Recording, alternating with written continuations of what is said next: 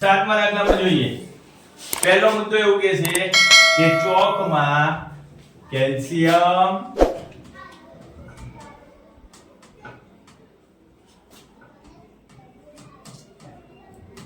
Carbon અને oxygen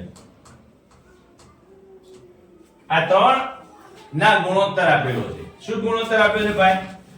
10:3:12 આવી રીતે ત્રણ પદમાં ગુણોત્તર આપેલો છે. તો ગુણોત્તરના ત્રણેય પદોનો સરવાળો જોઈએ.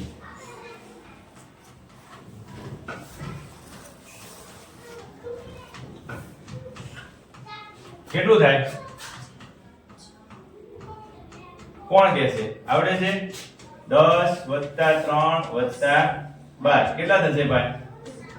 12 ને 3 15, 15 ને 10 25. ગુણોત્તરનો સરવાળો કેટલો થયો? 25. હવે જોજો કેલ્શિયમ કેટલું હશે ભાઈ? જો આ એક વધારાનું સમજવા માટે કહું છું કે કેલ્શિયમનો ગુણોત્તર 10 આપ્યો છે. 10/25 આટલું કેલ્શિયમ હશે. 10/25. કાર્બનનો ભાગ કેટલો હશે? કાર્બનનો ભાગ આપ્યો છે 3 એટલે 3/25. ઓક્સિજનનો ભાગ કેટલો છે? ઓક્સિજનમાં જો 12 આપ્યું છે. કેટલો આપ્યું છે? 12 એટલે 12/25. આવી રીતે આપેલું છે. ટકાવારીમાં કોનું શોધવાનું કીધું છે તમને? કાર્બનનું. રકમમાં વાંચો. કાર્બનની ટકાવારી શોધો. ટકાવારી કોની શોધવાની છે? કાર્બનની.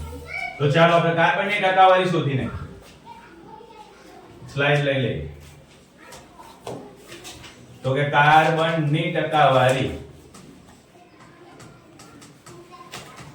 બરોબર આવી રીતે લખી દો. કેટલા ટકા હતા? 3/25. ટકાવારી ફેરવવાનું છે એટલે 100% વડે ગુણી નાખીશું આપણે.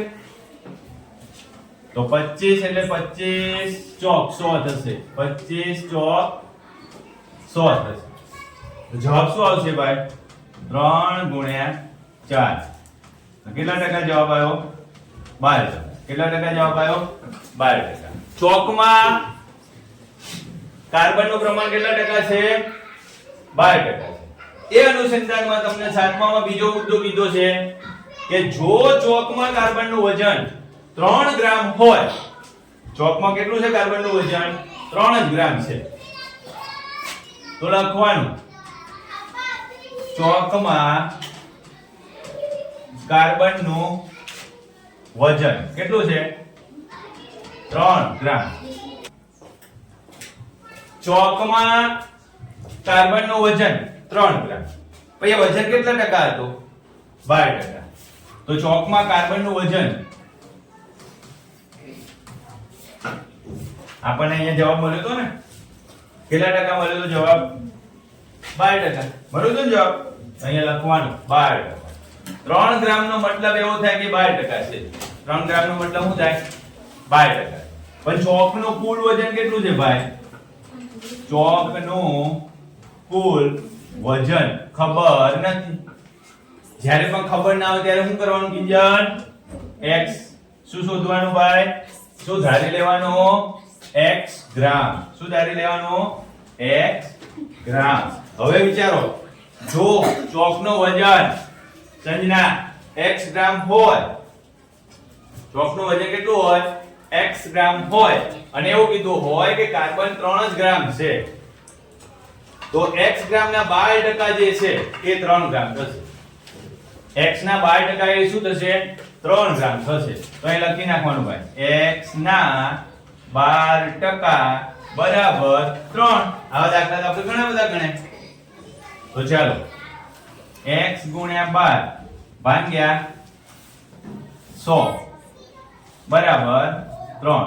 એ 4 3 12 અને અહીંયા 25 4 12. આ 25 છેદમાં છે ત્યાં સામે લઈ જઈશું ને તો 25 × 3 લખવું પડે.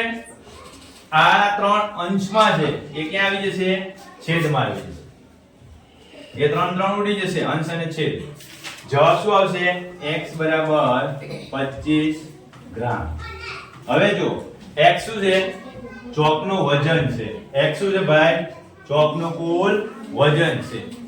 વનિતા, x શું છે? ચોકનું કુલ વજન છે. કેટલું મળ્યું ભાઈ? ચોકનું કુલ વજન 25 ગ્રામ. કેટલું મળ્યું?